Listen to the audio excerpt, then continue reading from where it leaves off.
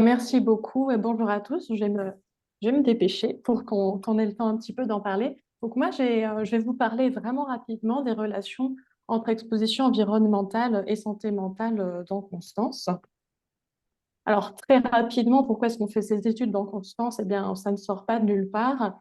On n'aura pas forcément le temps de rentrer dans les détails, mais en vérité, il existe un certain nombre d'hypothèses selon lesquelles la pollution de l'air et les espaces verts pourraient avoir respectivement des effets délétères et des effets bénéfiques sur la santé mentale.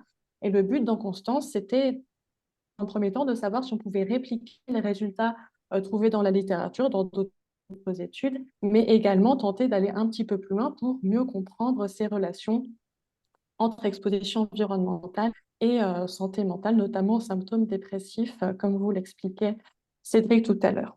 Alors ici, vraiment très brièvement, c'est surtout une diapositive pour remercier de nous confier vos adresses depuis l'invitation et remercier aussi les participants, les volontaires qui ont répondu à la grande enquête sur les historiques résidentiels sur votre vie en entière. C'est juste pour vous représenter la carte que vous a montrée Gaëlle aussi, pour dire qu'on est capable de vous localiser en France et qu'on peut, on appelle apparier ces données avec des cartes d'exposition à la pollution de l'air, comme vous voyez en haut, ou aux espaces verts que vous pouvez voir en bas. Euh, Ces cartes nous sont fournies par des experts dans ces différents domaines qui nous aident aussi à bien interpréter.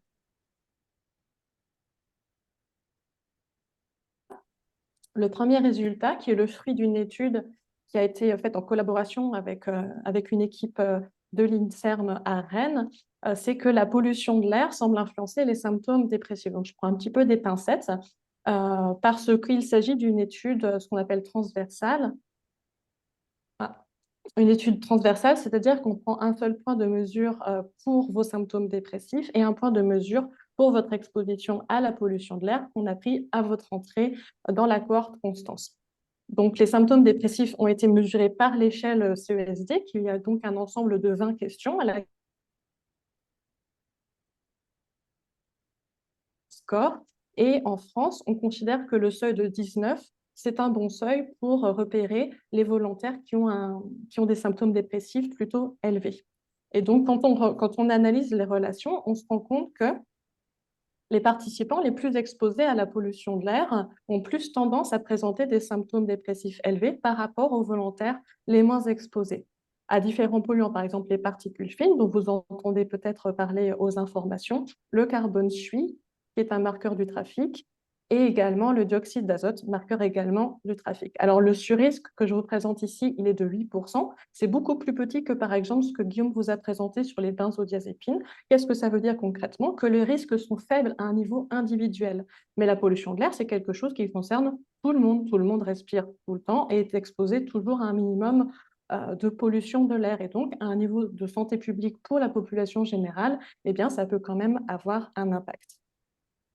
Alors, si j'ai le temps, Oui, vas-y, non, non, mais ce qu'on a ça fait trouvé mieux. aussi, c'est que la pollution de l'air semblait plutôt affecter donc, les symptômes dépressifs dans leur ensemble, mais on peut aussi grouper le score de symptômes dépressifs. Enfin, il y a un certain nombre de groupes de questions qu'on peut mettre ensemble, et la pollution de l'air semblait affecter plutôt l'humeur dépressive et les plaintes somatiques, donc tout ce qui est sensations corporelles un petit peu désagréables. Et je parle là sous le contrôle de Cédric et Guillaume qui pourront reprendre ce que je dis ou développer cette histoire de sous-score. Alors, ensuite, la bonne nouvelle, par contre, c'est issu d'une étude qui n'est pas encore publiée, donc à prendre encore avec des pincettes et qui doit être consolidée par la même équipe que l'étude précédente. Mais les résultats préliminaires tendent à montrer que les espaces verts, notamment les parcs urbains aménagés, mais pas que, pourraient être associés à un moindre risque de symptômes dépressifs. Donc, dans cette étude, on a fait à peu près un parallèle avec l'étude précédente. Donc, on a estimé le taux de verdure à 300 mètres autour de vous lors de votre entrée dans Constance. On a pris 300 mètres parce que l'OMS recommande de vivre à proximité d'un espace vert avec un seuil de 300 mètres. On a repris ce seuil de 19 pour les symptômes dépressifs. Et là, ce qu'on a pu montrer, c'est que les volontaires qui vivaient dans des environnements plus verts avaient tendance à présenter de moindres symptômes dépressifs que les volontaires qui vivaient dans des environnements moins verts. Et donc là, le sous-risque qui est calculé, c'est de plutôt moins 15%. Donc du même ordre de grandeur, mais en inverse de la pollution de l'air. Donc également, ça reste des petits effets, mais qui concernent quand même toute la population parce qu'il y a des espaces verts quand même un petit peu partout. Là également, les sous-scores, c'est-à-dire comment dire, les parties des symptômes dépressifs les plus concernés, c'était également l'humeur dépressive et les plaintes somatiques. Donc, il n'y a pas encore grand-chose sur la santé mentale et les liens avec l'environnement dont Constance, mais on a plein de projets en tête, donc probablement que plus tard, on pourra vous faire un petit point sur toutes les nouvelles études qu'on va faire. Au-delà de l'étude sur les espaces verts qu'on vient de finaliser et d'affiner, notamment par rapport à l'accès aux espaces verts, à ce qu'il y a dedans et à vraiment affiner qu'est-ce qui fait que les espaces verts seraient bénéfiques à la santé mentale, eh bien, on aimerait regarder plus précisément ce qui se passe avec la pollution de l'air, notamment à court terme. C'est-à-dire que la diapositive précédente concernait l'exposition plutôt à long terme, donc avec des moyennes annuelles de concentration en pollution. Là, on travaillerait plutôt sur les pollutions les quelques jours avant que vous remplissiez votre questionnaire, par exemple, pour avoir des effets vraiment plutôt à court terme. Et on s'intéresse également aux effets de la météorologie dans un contexte de changement climatique, et notamment avec la température.